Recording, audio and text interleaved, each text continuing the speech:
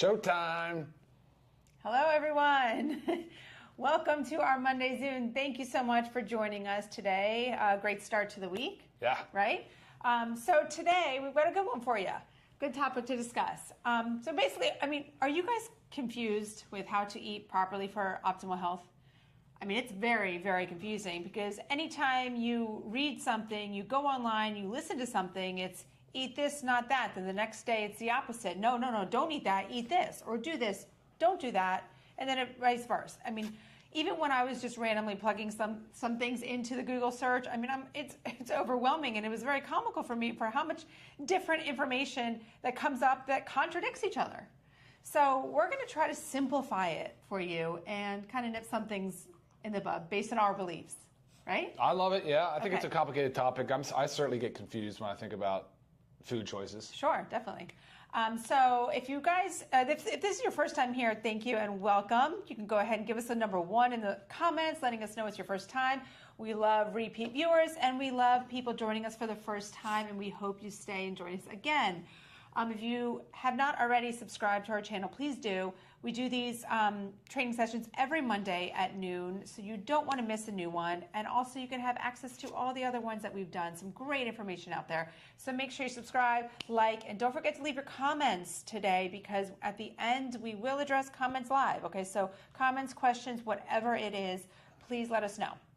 Okay, so today we're going to discuss what is wrong with the food pyramid? A lot, probably, yeah. I think we all know of the food pyramid. It's what we all learned in grade school. It's still out there. Sometimes you see it on food labels.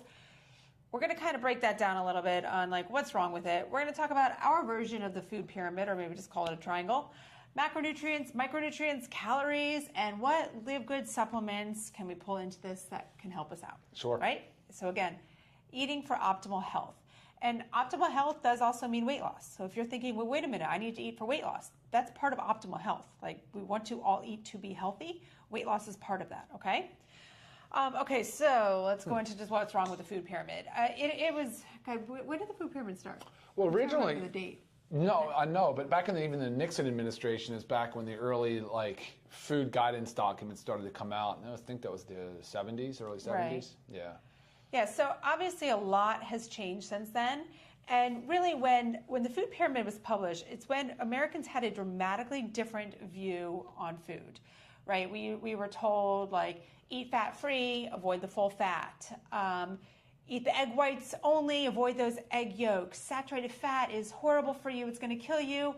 Just so many things that we thought were right, but they're not, and a lot has changed. And it also had a huge emphasis on carbohydrates, not really even caring where they came from, but also a big emphasis was on wheat. And we all know that there's a lot of negative sides to wheat, not to mention the fact that most of us have some type of intolerance from wheat or gluten, but also how wheat is so heavily treated and sprayed with glyphosate chemicals.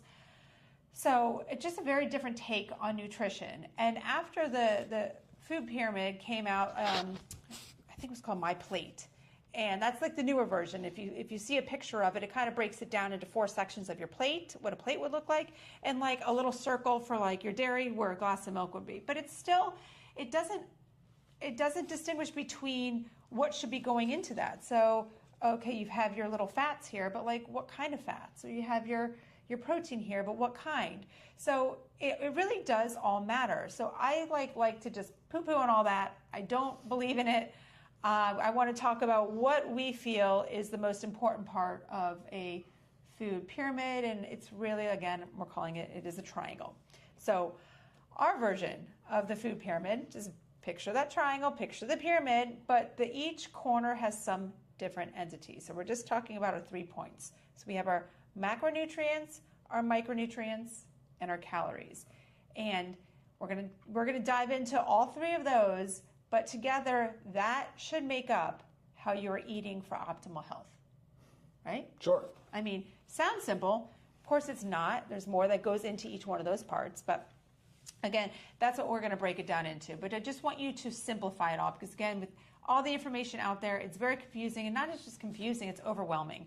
And sometimes when we get overwhelmed, especially if it's not something we're well educated on, we back off. or say, I can't do this. I know this is something I'm trying to learn that has nothing to do with like where, my expertise. I kind of do the same thing. So let's start into macronutrients. Yeah. Okay, macronutrients are your proteins, carbohydrates, and fats. That's it. Proteins, carbohydrates, and fats. And together, those should make up what we're eating every single day. And it's important to have them in a certain proportion for optimal health and weight loss. So a macronutrient is a ratio, can help with weight loss, can help with fat loss, focusing on percentage of carbohydrates, proteins, fats, rather than just the total number of calories. But calories matter. Okay, so we're not, again, that's part of our triangle. Calories matter. All right, so let's talk about ranges, percentages. It is a range, okay? It's not black and white. Everybody's very different. The way we absorb things, process things, handle things. Some people are better at metabolizing fats than others, and same for carbohydrates and other carbohydrates. But it's hard to really know what is going on with your body without proper expensive testing. So you kind of have to play around a little bit, do a little bit of trial and error. I have played around with my macros for a very long time. I do a lot more than you. I know, Ryan just kind of eats what he gets lucky. He eats what I make him. Yeah. But really, you want carbohydrates to be about 40 to 50% of your daily calories, protein 25 to 35, fat 20 to 30. So these are ranges, right? Some of them big ranges. Me personally, I'm finding that I like the 35 carbohydrates, 35 protein, and 30 fats. 35 protein might seem high for some, but I like my protein on the higher side, right? I like to focus on building muscle. It's very important to me. I know how important it should be important to you too, but it's very important for optimal health. So what works for me is not going to be what works for you, what works for Ryan, what works for Joe, Susie, whatever it is. You have to find what works for you. So just knowing that there's some flexibility in there, and there's a great way to kind of figure this out, because you're probably sitting here thinking like, how am I going to know how 30% protein? MyFitnessPal, I've got no affiliation with them. There's lots of other apps out there. I do know that. I've just stuck with MyFitnessPal. I've tried others. I just think MyFitnessPal is so user-friendly. And you can also, there's a free version, and you could also pay for, the yearly to have a little bit more features on there. I think it's worth it to pay the yearly. I don't remember what it is, maybe like $40. But I mean, that's for the year. So you can plug in all your food that you're eating for the day, and you get to see the percentages of where you are. And of course, at first, you're not going to hit your mark. You're going to be all over the place. But you also need to understand what you've been doing, how you've been eating, to be able to make any changes. So do I log every day now? No. But do I do check-in points? 100%. A lot of times now my check-in points, I'm pretty much where I want to be, because I've been doing it so long. I understand throughout my day how my portions should be. And again, it's never exactly on the mark, but you want to be in that area. So love MyFitnessPal for that. What are anything to add to that one? Not really, actually, other than the fact that you're talking about percentages of macros. I think for a lot of people, they've never done it before. And so MyFitnessPal would be a great, helpful tool for that, right? Because someone like me, I'm never writing down the calories, my protein. I do not do that. Right. And over time, I think you can figure out what your body needs, what your body responds to. So in the beginning, maybe great just for education and learning, and then you can sort of not have to work so hard at tracking. Right. And obviously to break down proteins, carbohydrates, and fats, healthy proteins, it's your lean meats, your fish, your chicken, poultries, red meat. Again, buying all this high quality, I can't preach that enough. But you could also say, oh, I don't eat meat. Well, you can also add in, there's dairy products that give you the protein, beans. I mean, again, it's balancing it out. So over the course of your day, you're trying to get those proteins in. But those are the main ones you want to focus on. Carbohydrates, I always say, focus on getting your carbohydrates from fruits and starchy vegetables. Starchy vegetables, let's think squashes, sweet potatoes, even some potatoes, mild grains, depending on how your body can tolerate it, rice, oats. Not everybody can deal with oats. I don't process them very well. I do rice okay. So again, you just have to figure out what works for you. Some people can't tolerate beans, so bean is also protein and carbohydrate. So just kind of balancing it all out. And your fruits, moderate amounts of fruits a day. I mean, that's where our sugar should be coming from, just whole fresh fruits. And knowing that some are better than others when it comes to sugar content. So your berries are so great, your citrus, so great for you. So I focus on those. And then fats. I mean, you have your oils. Remember, we want to avoid the high processed seed oils, inflammatory oils. So you want to think about olive oil, coconut oil, avocado oil. That also goes with eating avocados, eating olives, nuts, seeds, nut butters, seed butters. I mean, these are all coconut flakes. I mean, all great things. And that's all very healthy stuff to fill those macros with. All right, so jumping off into, let's go now to micronutrients. So we talked about macronutrients, and again, this is our triangle. We're just touching each corner. Then we have micronutrients. Micronutrients are nutrients that are required by our body for its proper growth and development. They play a major role in metabolic activities in the body. These include our vitamins and minerals. Okay, macronutrients that are like smaller, you need them in smaller amounts, but you still need to hit your goals every day for your body to function properly. Every little part of your body is relying on the right balance of macronutrients to take its function to the next level. You are talking about macro right now, but you mean micro. I meant micro. Did I say you said macro? that 2 times in a row. Sorry, just because we did a whole big lengthy thing on macros. No, I'm talking about micros. So your vitamins and your minerals, 100%. I could tell there was something going on because I could feel the side eye. All right, so again, our enzymes, hormones, and other substances need our vitamins and minerals for proper growth and development. It is so important. You could even be that person that is deficient in something so you're not losing the weight in the right way. It just could be from a minor nutrient deficiency. Excuse me. So most people are deficient at least in the U.S., vitamin A, iron, and iodine. I do know, going back to my FitnessPal, it does log, maybe this is the one because I pay for the subscription, it does give you your A, C, calcium, iron, sodium, and potassium, but that's it. It doesn't further break it down. So it is 100% hard to know, but I will tell you this. If you are eating a healthy, balanced diet, if you are eating the right portion of macros, taking from the food choices, the food groups that I just talked about, you're going to get close to that or hit that RDA of your vitamins and minerals. RDA is your recommended daily allowance. But remember this, your RDA is your bare minimum. And we're not here to do bare minimum, are we? No. We are here for optimal health.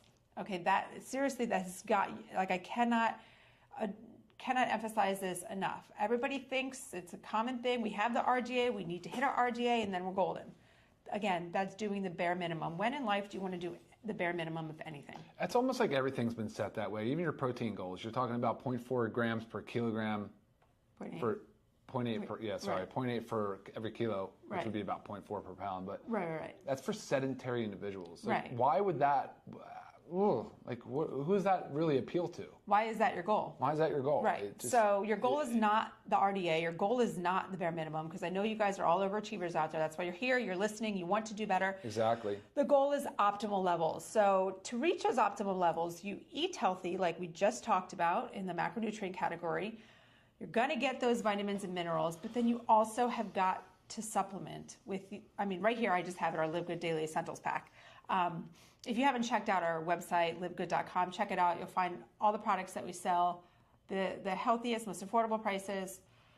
So take a look at that. But our Daily Essentials Pack, and I'll just break it down for you, it's either your men's or women's multivitamin with your magnesium complex and your vitamin D3, K2. So either the men's or women's, that makes up, the three make up your Daily Essentials Pack. That is how you're going to make sure you prevent those nutrient deficiencies that you might have not hit the optimal levels with food. And again, it's very hard to hit optimal levels with just food alone, because it also, you have to factor in, things like stress deplete our nutrients. Guys, we've talked about this over and over again. I feel like I'm preaching to the choir, but there's so many things in our environment that deplete our nutrients. So as we're eating healthy and we think we're doing great, and then stress is depleting it, toxins are depleting it, we're barely even meeting our RDAs. So you've got to make sure you're taking your Daily Essentials Pack, you're taking your your vitamins and minerals to make sure you get those optimal levels.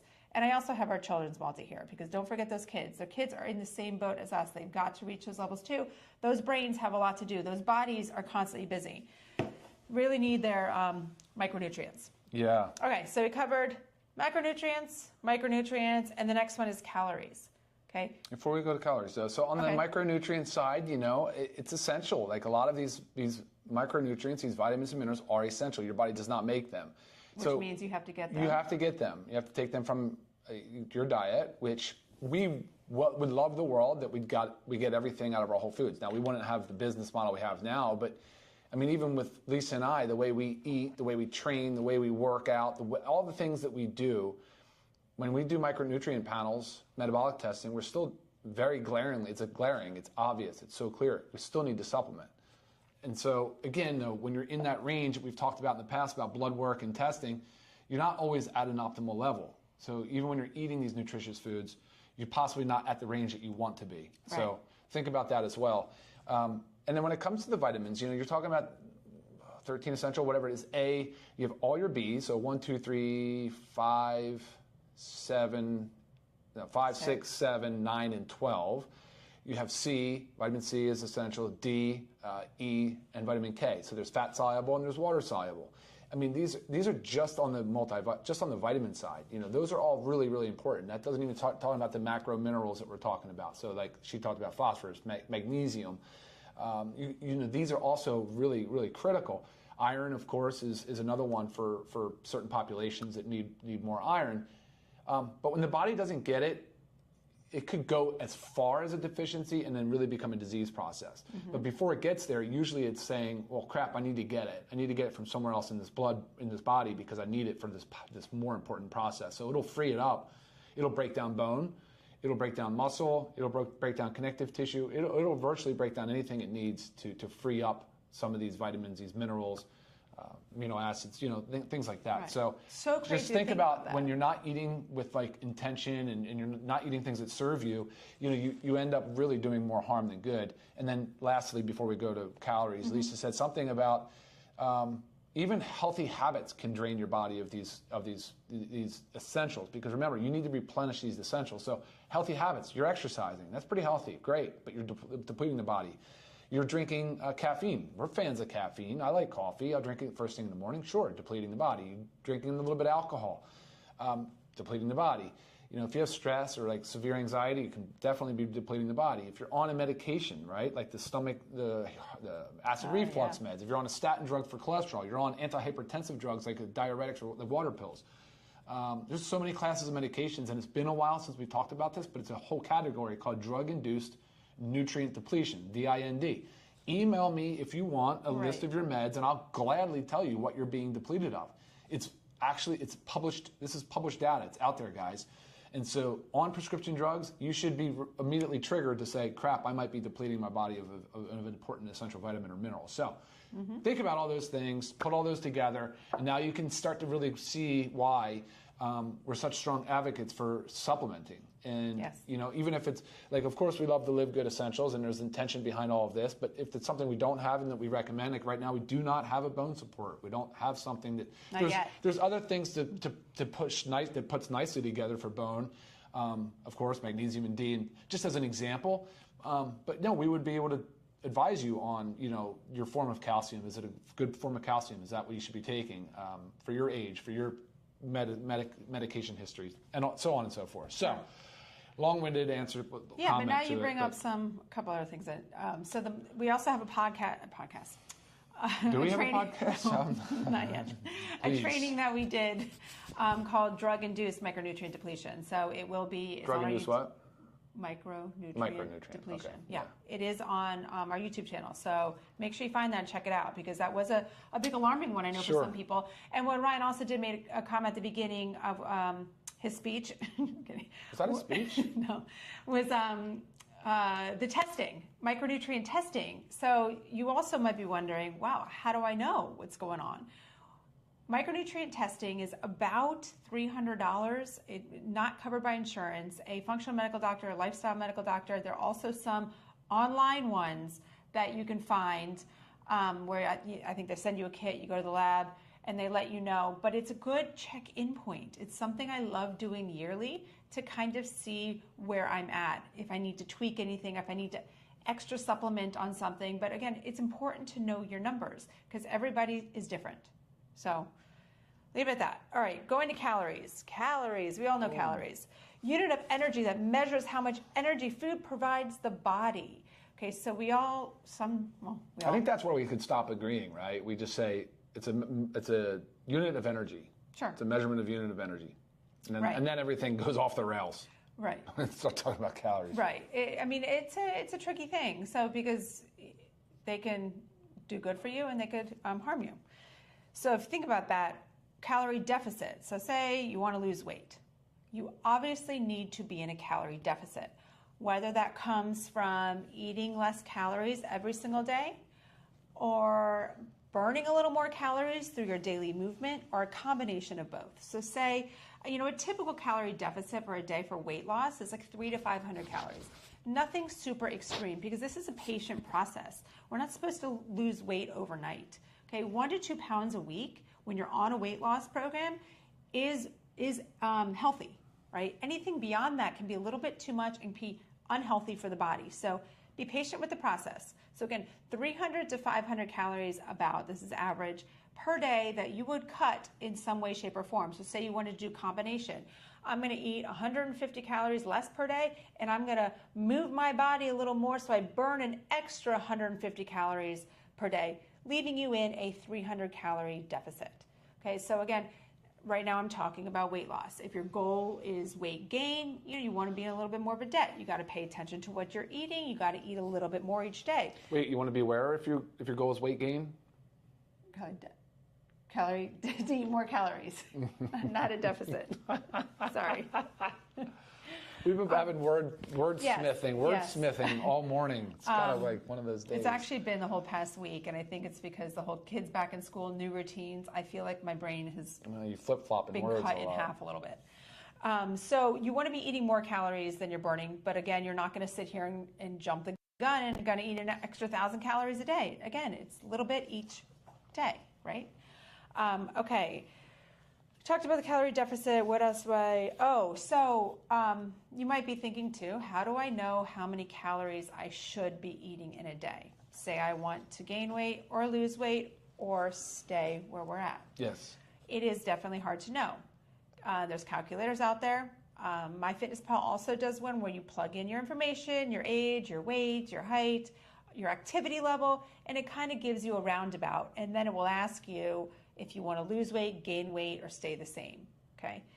That's kind of a rough one, right? It's general, but that's the best that can be done unless you go and do metabolic testing, which again, testing is great. It's wonderful to know your numbers. It's basically going to tell you your resting metabolic rate, which is how many calories you burn at rest. Not something you need to test all the time, but if you ever wanted to do it, you just get a feel. Google metabolic testing, find one in your area. Yeah, that's really the best way to know. In a calorie, all calories are not equal. So no, that's what I was trying to say. Yeah, there's like blank calories, right? They're calories that add no nutritional value. Sure. We want to avoid those. Okay, I didn't talk about anything that was like that in our macronutrients, or proteins, carbohydrates, and fats. I basically filled those categories with the healthy things that you need to be eating. That's where your calories need to come from. Because our bodies don't process calories the same. Even the sense that we don't process proteins, carbohydrates, and fats the same, right? A lot of times protein takes a little bit longer to metabolize. That's why it keeps us full longer. Same thing with fats. So again, each calorie. Look, you can't say that enough times. Yeah. I think that 100 calories of, say, a cruciferous vegetable, whether it's cauliflower or broccoli or something, and 100 calories of some whatever. Oh my gosh, you know what really killed America with this? Packaged. Those 100-calorie packaged, like Oreo cookies, 100-calorie packaged Chips Ahoy. Right. So. And we're all thinking, woohoo, we're eating just 100 calories. But if you look at it, though, So like bad. the phytonutrients, the nutrient density doesn't even come close. It's like not even in the same, it can't even compare it, right? So when people are talking about Which, by the way, healthy lean meats are loaded with phytonutrients. I think that gets lost on people. They don't realize that those animals are eating plants, and and some studies have shown that there's higher phytonutrient concentration in some meats than there are actually eating some plant, right? 100%, so even especially like it's very fascinating. People get it. Organs. Yeah, exactly. So the nutrient density is a huge part of it. So eating with intention, guys, it's so important. And of course, enjoy your food. You just shouldn't suffer eating. I mean, there's plenty of stuff out there. You can get creative. And then I don't know if we're done or not, but sourcing locally, the fruit compound. You're talking about fruit, and Patrick too. Probably, he's cool. But eat more fruit, eat more raw dairy. Yes. Fruit local, dairy local. Try to source local. Be a little bit more active in your local community. There's no need to source some rare fruit from 1,200, 1,500 miles away that, just whatever, or some prematurely ripened, artificially ripened tomato or something. So source local when you can, please. Yes. I think this is funny right here. Yeah. How do you do it? Take your methylene blue for your brain, particularly with the change in schedules. Yes, I took mine this morning. Oh. I actually should be taking it every day this week. That's good. And then taking a week off just to kind of like fire me up. But I agree 100%. It was funny. I went and stepped in my sauna this morning. I thought, oh, whoops. I got back out, went and took my methylene blue. So great point. Before we get into questions or further comments, I did not talk about our protein powders. We do have a vanilla and chocolate, one vegan, one whey, both equally delicious. Just depends on your preference. But these can really help you hit your protein macronutrient daily. Sometimes it's very hard, and I've had people email me and say, like, how on earth do you get 150 to 160 grams of protein a day? And I'll break it down. But it will always include 1 to 2 scoops of these guys. Oh, yeah. So, I mean, this morning I did a scoop of the vanilla and half a scoop of chocolate in my shake. I like the combo. I'm telling you, that combo serves me so well, the different release. I can feel a difference. And it might sound crazy, like how can you possibly? I'm telling you, satiety, different level of, I just feel different since I've combined the whey protein with the plant. Right. Well, I feel like when I have the whey alone, I'm hungrier quicker after. Oh, I see what you mean. Yeah. Really? Yeah. I know. I don't know. It doesn't make a lot of sense considering the fact that I thought that was more slower release. But when I combine the two, I don't know. I feel pretty solid. Maybe it's also just the extra protein. But yeah, so always a great supplement to reaching your protein goals. Again, supplements to a healthy diet, guys. These are not replacements. Right. But again, if you're short on, this is 20 grams of protein per scoop of each. It really, really, really significantly helps. Not to mention, I throw it in everything that I can. Anytime I bake, anytime I make pancakes, muffins. We just got our Ninja Creamy. So we're making our own homemade ice cream and using the scoops in there. It's delicious. The kids love it, and you feel much better about eating it. And loving the fact that now science supports eating more protein per serving so that it's still digestible. You can still absorb it. So I've been loading some protein on the back end even of a dinner. Stop eating dinner early, a couple hours before bed, and then you can load that protein. And man, help you hit your goals. Definitely. You're not putting on a ton of calories, not putting in a ton of calories. So I think it's a win-win. I don't know. How else would you do it? Otherwise you're going to really just be like loading up on poultry, right? Right. Yeah, we have 30. So the protein will be 30 servings in a bag, organic. We're switching it to an organic. Yeah, he says, so the vanilla protein powder is now in a bag, correct? Yes. Yep, starting next week. Yeah, not available yet. So we don't even have it in our hands. No. So yes, the vanilla, this is only a 15 serving. The vanilla is going in a bag similar to our chocolate, and it's going to be 30 servings. So, which is so exciting because I know my whole family uses the vanilla one a lot because that's the one we bake with a lot. We go through this so quickly, so it is nice to have the bag, 30 servings. Guys, you're awesome. Thank you for all the comments. I could post them all if I could make it through them, but yeah. Any questions? No, you guys didn't ask a lot of questions. Everybody's just comments. Yeah. Appreciate everybody chiming in, though. It's so incredibly helpful. Yes, very nice. And if you did have a question that was not necessarily pertaining to the exact topic, I'm always available via email, lisa@livegood.com. Please send me your questions, comments, whatever it is, product, health related. Love to help you out. If it ends up being a medication one, you can also send it to me, and then I'll just talk with with Dr. Ryan over here to make sure I'm giving you the proper answers, because that's where he knows the most. Yeah, let me know if you guys want to talk, if you ever want to have some feedback on the drug-induced nutrient depletion. Watch the video first to get yourself up to speed, and then if you have any further questions, please feel free to reach out. Yes. All right. Awesome. And like always, again, check us out, livegood.com. Make sure you subscribe to our YouTube channel. Also, if you're not following us on, this is also Instagram and Facebook, make sure you follow us there. Lots of great information. And emails, Ryan@livegood.com, Lisa@livegood.com. We'll do our best to get back to you. And like she said, please follow, please subscribe. It matters. It makes a big difference for all of us. So. And it also helps us get viewed by more people, and that's our goal, right? We want to educate. And real quick, there's a question here. Probiotics will be out this week. Gut Support's coming this week, and the updated 30-serving USDA certified organic vanilla protein will be out this week as well. And that's it, guys. I think we're done here. Awesome. Thank you for joining us this Monday. Until next Monday. Oh, next week we do have, this is what we do the last Monday of every month. We do an AUA, Ask Us Anything. So come to the table with questions, because we spend the whole about 30 minutes going through all different kinds of health-related questions with you. All right? So until then, see you next time. Bye, guys. Bye. Later.